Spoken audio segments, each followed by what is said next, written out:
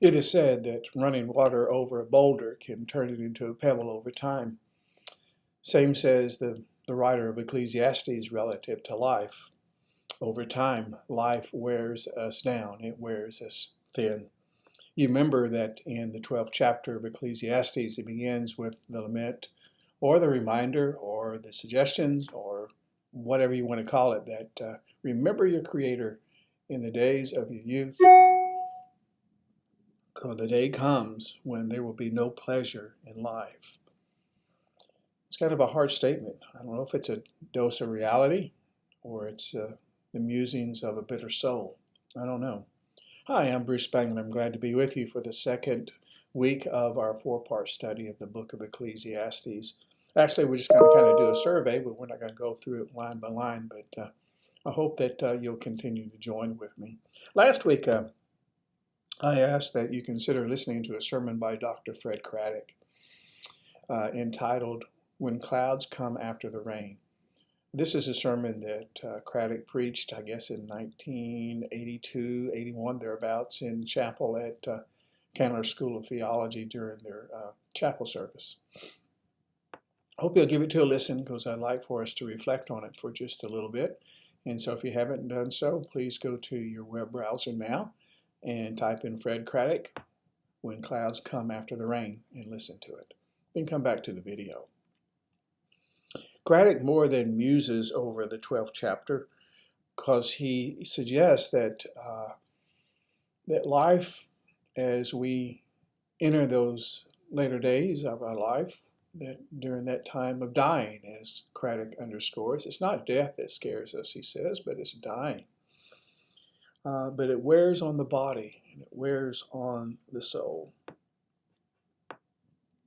But this is the life, this is the world of which the divine has placed us, where that we are born, that we live, and then we go through dying, and then we die.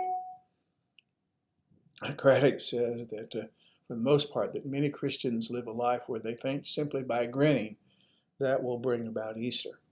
But he said life is difficult. As we all know, life is harsh.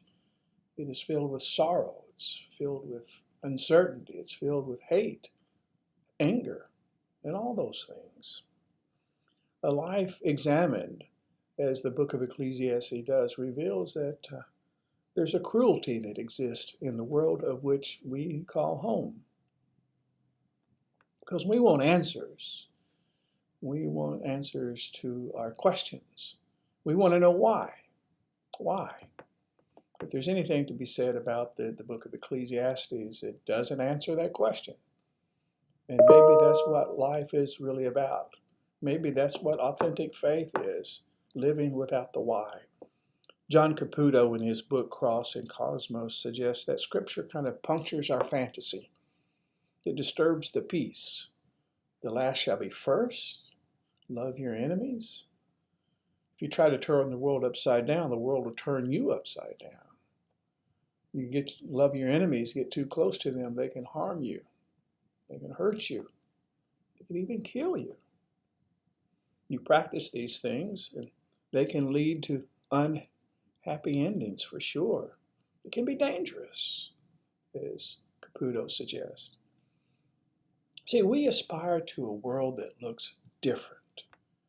A world where God is the one in control, where God is ruling, where God has the upper hand, as opposed to the powers and principalities of now.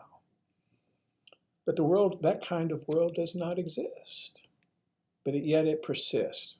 And that's what the Scriptures do. This is what we find in the book of Ecclesiastes. There's a persistence there of something that has not yet arrived and may never, but you persist.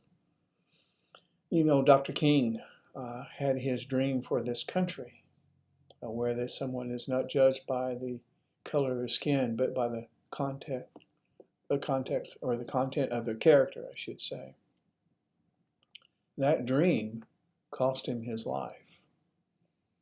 Nelson Mandela in South Africa in fighting apartheid talked about equality. That cost him decades in prison. Abraham Lincoln leading this country through its most cultural and constitutional and political crisis, ended up being assassinated. For you see, a perfect union does not exist, but it persists. As Frederick Craddock suggested in his sermon, do you have the courage of your conviction?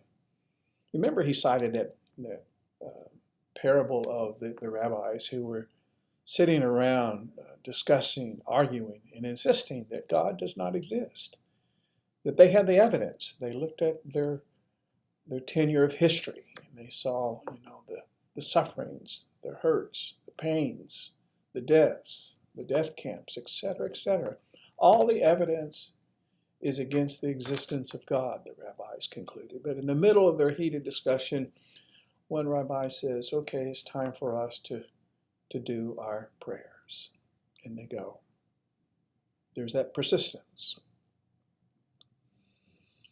We do not live in a country where we don't judge, where there's not judgment by the color of one's skin. But that vision persists. Do we have the courage of our conviction for that persistence? We do not live in a world that is without hunger, without homelessness. That's not the world in which we live in, but the idea does persist. You get the picture. All of this can wear one down.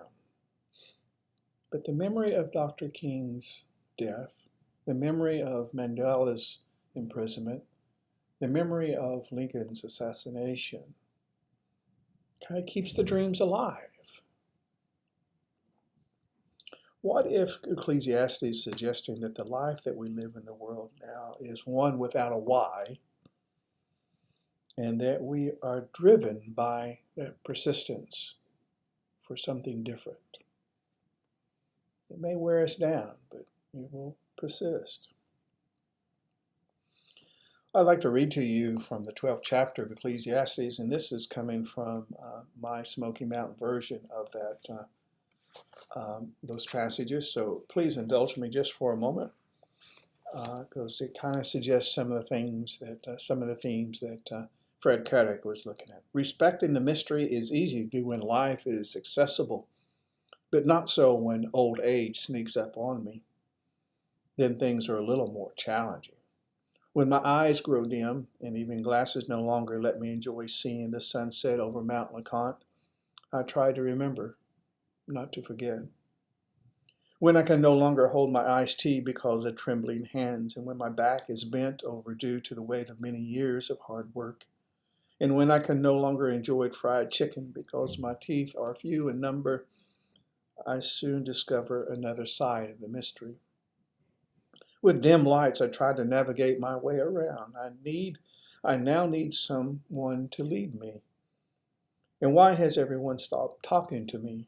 Their mouths move, but no sound comes out. This strange new land that I wander, quite different from the days of my youth. This land frightens me. Too many rocks on the road. I don't see them until I stumble over them.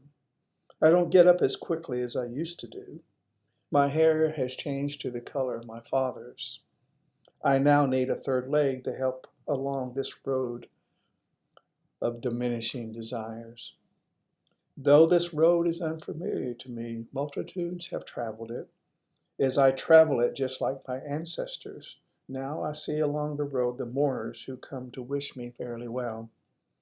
They now sit on the stump where I once sat as my grandfathers and grandmothers made this trip. I wept for them. Now there are those who weep for me, or do they? Did I weep for my grandparents because I was sad for losing them, or did I weep because deep down I knew that this same fate awaited me? We all return to the loving earth of the mountains, and my breath returns to the mystery from which it came and to which gave it. Vanity of vanities, all is vanity, says the teacher. But I, Zebediah, say that life and death is my own doing. I will both. I declare so because Soren knighted me when he suggested that I peer deep into the mysteries of life. I've tried to speak plainly and not get above my raising. The sayings of the mountain preacher are sure and tried, but because I say so. Not because I say so, but because I am sure that I have tried them. You never stop learning. There's so much in the world, but the real Christian is rather simple. The end of this matter is rather simple. When will you start living? When you do, it is the act of your will and in turn an intentional act of respecting the mystery. For the mystery is not dead. We have just been dead to the mystery. Hope you'll join with me next time for the third part of the book or the study of the book of Ecclesiastes. Thank you.